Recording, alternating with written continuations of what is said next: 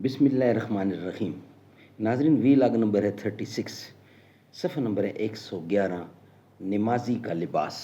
یہ sub heading ہے اور کتاب کا نام ہے نماز نبوی۔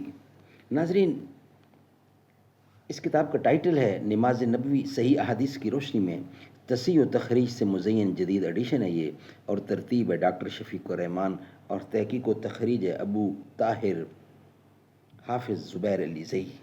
ناظرین، اس کتاب کے اندر تکبیر سے لے کر سلام تک احکام و مسائل کا انسائکلوپیڈیا ہے یہ کتاب۔ نماز نبوی صحیح حدیث کی روشنی میں ہم آپ کے سامنے رکھ رہے ہیں نماز وہ جو حضور اکرم صلی اللہ علیہ وسلم نے ادا کی، اور ہمیں سکھایا طریقہ کہ نماز یہ ہے جو میں نے پڑھی وہی نماز تم پڑھو۔ قال النبی صلی اللہ علیہ وسلم الصلاۃ عماد الدین، نماز دین کا ستون ہے۔ نحمدہ ونصلی علی رسولہ الکریم، بسم اللہ الرحمن الرحیم۔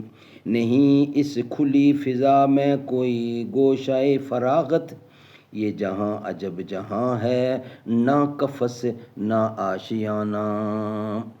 زندگانی کی حقیقت کوہ کن کے دل سے پوچھ، جوئے شیر و تیشا و سنگ گراں ہے زندگی۔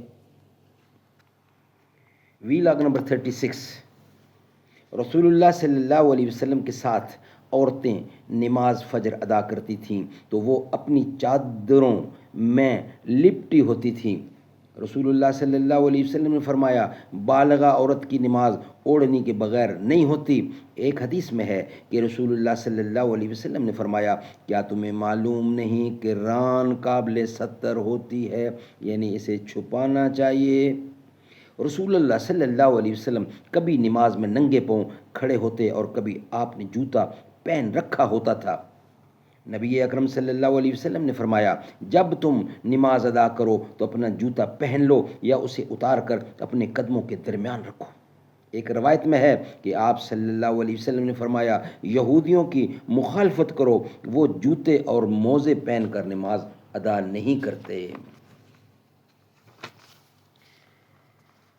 نبی اکرم صلی اللہ علیہ وسلم نے فرمایا، جب تم مسجد میں آؤ تو جوتوں کو اچھی طرح غور سے دیکھ لو، اگر ان میں گندگی یا نجاست نظر آئے تو انہیں زمین پر اچھی طرح رگڑو، پھر ان میں نماز ادا کرو۔ وضاحت: اس دور میں مسجدوں کے فرش کچے ہوتے تھے، یعنی اس دور میں مسجدوں کے فرش کچے ہوتے تھے، اور جوتوں کے تلوے بھی عام طور پر ہموار ہوتے تھے جو زمین پر رگڑنے سے پاک ہو جاتے تھے۔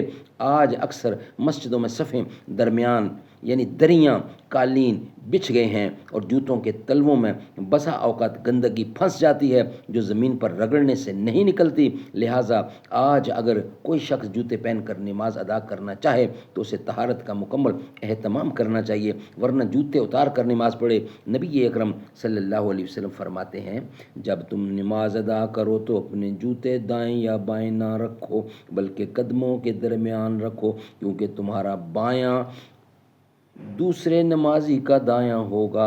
ہاں، اگر بائیں جانب کوئی نمازی نہ ہو تو بائیں جانب رکھ سکتے ہو۔ سیدنا عبداللہ بن عباس رضی اللہ عنہ نے عبداللہ بن حارث رحمۃ اللہ کو دیکھا کہ وہ پیچھے سے بالوں کا جوڑ باندھ کر نماز پڑھ رہے تھے۔ سیدنا عبداللہ بن عباس اٹھے اور ان کا جوڑا کھول دیا۔ جب ابن حارث نماز سے فارغ ہو گئے تو ابن عباس کی طرف متوجہ ہوئے اور پوچھنے لگے، تمہیں میرے سر سے کیا سروکار تھا؟ سیدنا ابن عباس رضی اللہ عنہ نے کہا، میں نے رسول اللہ کو یہ فرماتے ہوئے سنا ہے، بے شک اس طرح کے آدمی کی مثال اس شخص کی سی ہے جو مشقیں بندھی ہوئی حالت میں نماز ادا کرے۔ سیدنا عائشہ صدیقہ سے روایت ہے رضی اللہ عنہا کہ رسول اللہ صلی اللہ علیہ وسلم نے ایک دھاری دار چادر میں نماز پڑھی۔ آپ کی نگاہ اس کی دھاریوں پر لگی گئی اس کی دھاریوں پر چلی گئی۔ جب فارغ ہوئے تو فرمایا میری یہ چادر ابو جہم کے پاس لے جاؤ اور اس کی سادہ چادر میرے پاس لے آؤ، اس چادر کی دھاریوں نے تو اس وقت مجھے نماز میں خشوع سے غافل کر دیا تھا۔ سیدنا عائشہ صدیقہ فرماتی ہیں، عائشہ صدیقہ نے گھر میں ایک جانب ایک پردہ لٹکا رکھا تھا، رسول اللہ نے فرمایا ہمارے سامنے سے اپنا یہ پردہ ہٹا دو، اس کی تصویریں نماز میں مسلسل میرے سامنے آتی رہتی ہیں۔ سبحان اللہ۔ وضاحت، اس کی وضاحت، عصر حاضر میں عام مسلمان بڑی عقیدت اور دینی جذبے کے ساتھ ایک دوسرے سے بڑھ کر نقش و نگار والے مسلح کا انتخاب کرتے ہیں اور اسے آداب عبادت کا حصہ سمجھتے ہیں۔ گھروں کے علاوہ اکثر مسجد میں بھی خوبصورت نقش و نگار والے مسلح نظر آتے ہیں، بلکہ اب تو مسجدوں میں اسی قسم کے قالین مروج ہو گئے ہیں۔ یہ سب خلاف سنت اور خلاف تقوی ہے۔ ہم سب کو چاہیے کہ اپنی عقیدت و محبت، جذبہ و شوق اور خیالات و نظریات کو سیدنا محمد رسول اللہ کی پاکیزہ تعلیمات اور مقدس فرمودات کے مطابق بنائیں، کیونکہ آپ صلی اللہ علیہ وسلم ہی کی اطاعت میں اطاعت الہیہ، محبت ربانیہ اور قبولیت عبادت مضمر ہے۔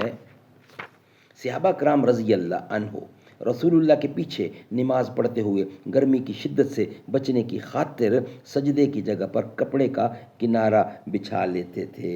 سبحان اللہ۔ ناظرین، یہ ولاگ ہمارا کمپلیٹ ہوا۔ نیکسٹ ولاگ کے ساتھ انشاءاللہ حاضر ہوں گے۔ نماز نبوی۔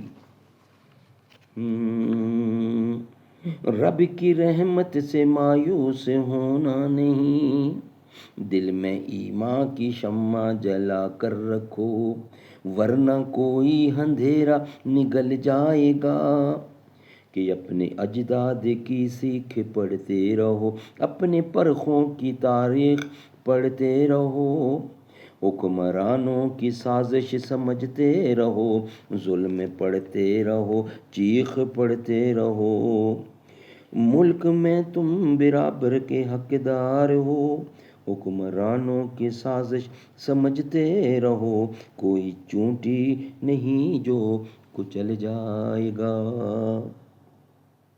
رب کی رحمت سے مایوس ہونا نہیں۔